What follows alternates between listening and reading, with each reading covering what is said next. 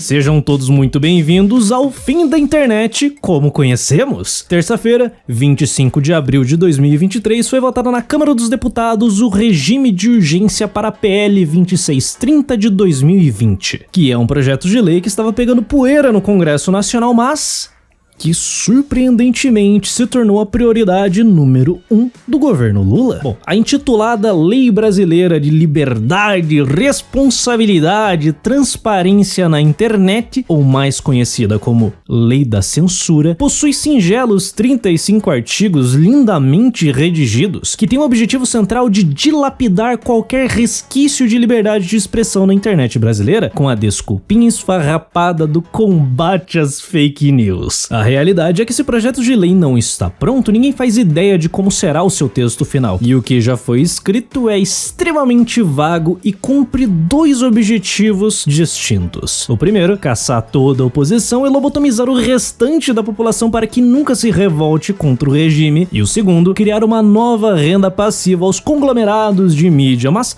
vamos no começo. Essa PL vai mudar a forma que crimes cometidos na internet são punidos. Hoje, se um usuário publica conteúdos com teor racista, homofóbico, golpista, tanto faz, somente ele será punido. Caso a PL 2630 seja aprovada, a plataforma como um todo será responsabilizada pelo conteúdo publicado nela. Ou seja, se um usuário publicar conteúdos racistas, homofóbicos, golpistas, o Twitter, Facebook e YouTube serão responsabilizados. Você pode até pensar, nossa, que proposta bacana.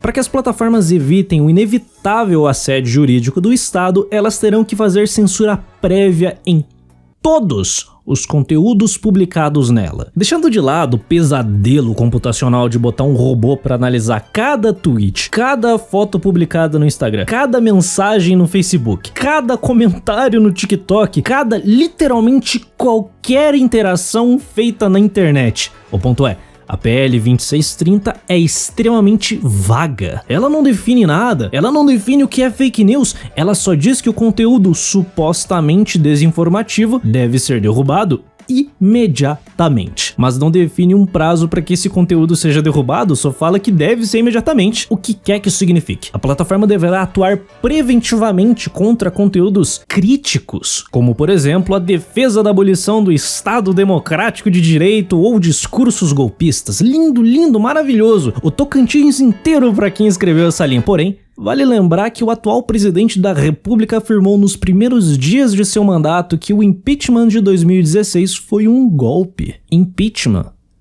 Golpe? Então pedir o impeachment de um presidente pode ser considerado um discurso golpista?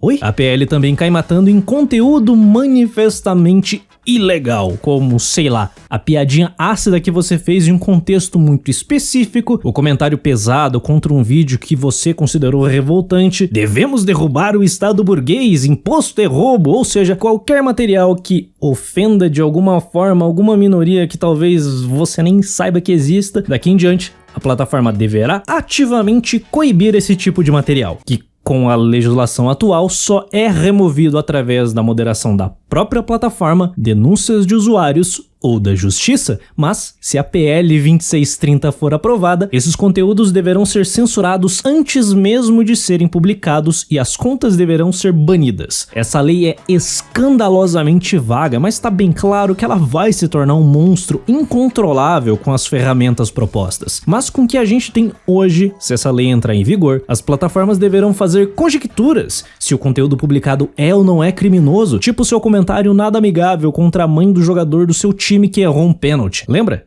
Crime contra a honra? O Facebook não quer pagar esse processo. É mais fácil banir você da plataforma. Para tornar tudo ainda mais divertido, será criado um órgão de supervisão independente que será formado pelo Poder Executivo, mas é independente e irá fiscalizar as redes, fazendo valer a lei e aplicando sanções contra as plataformas como um autêntico Ministério da Verdade. Esse órgão tem como objetivo principal inibir o que eles chamam de risco sistêmico. Sabe a convocação de protestos que atingem milhões de pessoas e que de fato faz a política brasileira respeitar pelo menos um pouquinho os anseios populares? Não vai rolar mais. Não no Facebook, não no WhatsApp, muito menos no Telegram, porque a lei vai exigir a presença de representação nacional das empresas com mais de 2 milhões de usuários. Aí você pensa, como que o governo vai fiscalizar meus grupões de Zap? É fácil, exigindo das plataformas maior transparência quanto às suas políticas de uso, atividade de moderação, análise e coleta de dados. Agora o governo brasileiro vai ter legalmente acesso a todos os seus dados. Assim, não é especificado quais dados. São dados. Confie no Estado.